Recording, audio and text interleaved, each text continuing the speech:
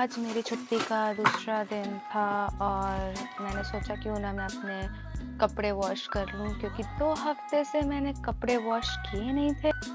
इसी बीच मेरा पेरिस भी जाना हो गया था तो सब कुछ मैसअप हुआ रखा था। फिर फ्रिज में रखे रेडिश मैंने वॉश किए और उनको कट करके मैंने टिफ़िन में पैक कर दिया। तो फिर अब मैं हो गई हूँ रेडी और आज यूके में काफ़ी बारिश हो रही है और ठंड भी हो चुकी है और मैंने सारे कपड़े वॉश कर लिए हैं।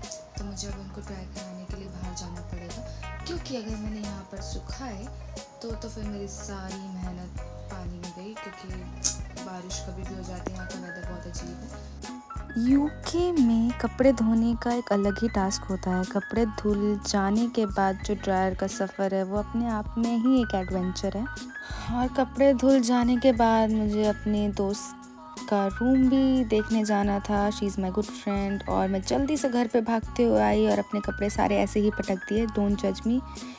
मैं ऐसे ही बंद करके बस जल्दी भाग भाग के जा रही थी अपनी फ्रेंड के पास और मेरा रूम बहुत मैसअप हुआ पड़ा था। मुझे पता है, प्लीज़ मुझे कोई जज ना करे। मैंने किया अपना रूम लॉक और की लाइट्स ऑफ और यहाँ मैं चल पड़ी अपने शूज़ पहन के बाहर।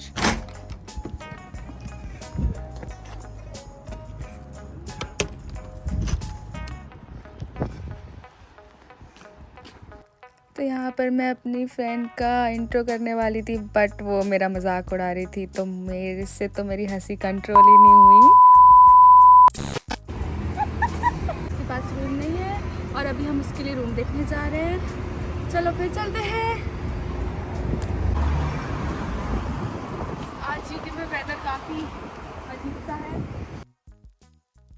तो फिर आज का मिशन था हमारा रूम ढूंढना। सिंपल लग रहा है ना? नहीं, हम चल रहे हैं बस एक रूम से दूसरे रूम तक और अब तक जो देखा है बस क्या ही बताऊं। और काफ़ी ढूंढने के बाद हमें एक रूम थोड़ा बहुत पसंद भी आया।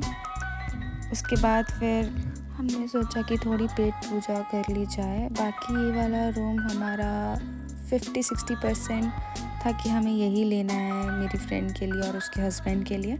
फिर भाई हम आगे चल पड़े कुछ खाने के लिए ढूंढने। काफ़ी सारे घर देखने के बाद बस एक रूम पसंद आया है मेरी फ्रेंड को, पर देखते अब क्या है। और अब मुझे लग रही है भूख, वो भी बहुत तेज। इंडिया में नहीं मिलते थे। और बीच बीच में हम शॉप्स पे चीज़ें देखते हुए भी जा रहे थे।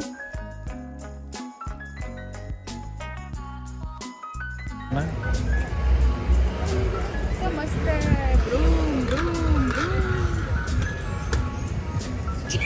और यहाँ मैं ले रही थी सेल्फी। अब ये मत बोलना कि मैं अपना फ़ोन शो ऑफ कर रही थी, वैसे तो कर ही रही थी। उसके बाद मैंने किया था ऑर्डर छोले भटूरे। इसमें चाय थी और ये बहुत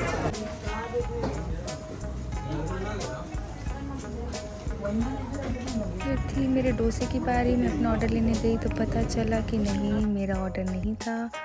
तो मैं वापस गई और इस बार मैं अपना ऑर्डर लेके ही आई। भाई यूके में रहकर भी मैंने अपना देसी मोड ऑन कर रखा है भाई।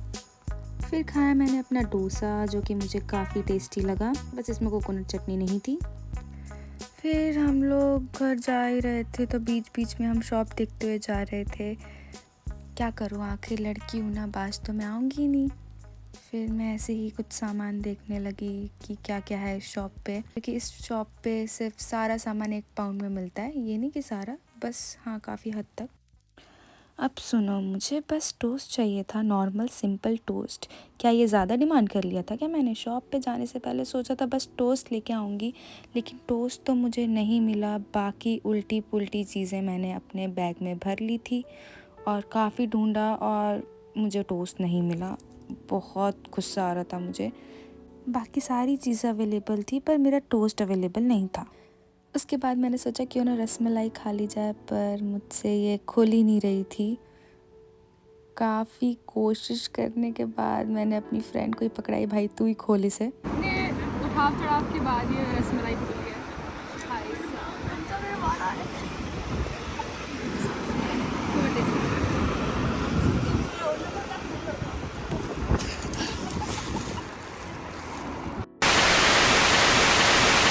से कर दी थी हमने अपनी मस्ती चालू।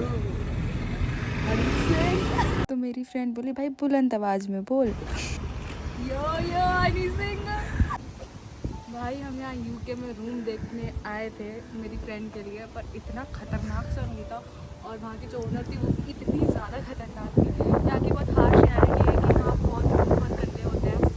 कहीं कहीं जगह अच्छा मतलब मिल जाता है, पर आपको ढूंढना पड़ेगा। और इंडिया का 80-80 हज़ार 50-50 हज़ार यहाँ बंदा देता है। तो मैं तो यही सजेस्ट करूँगी कि जब भी आप आए तो सोच विचार करके आए। और इतनी ज़्यादा आवाज़ चल रही थी कि मेरी वॉइस आ ही नहीं पा रही थी। बोहेमिया गिप्पी गिरेवाल। तो भाई यहाँ समझ नहीं आता लोग एकदम विदाउट एक्सप्रेशन और एकदम सीधे सीधे कैसे चल लेते हैं। सीधे सीधे कोई एक्सप्रेशन ही नहीं होता।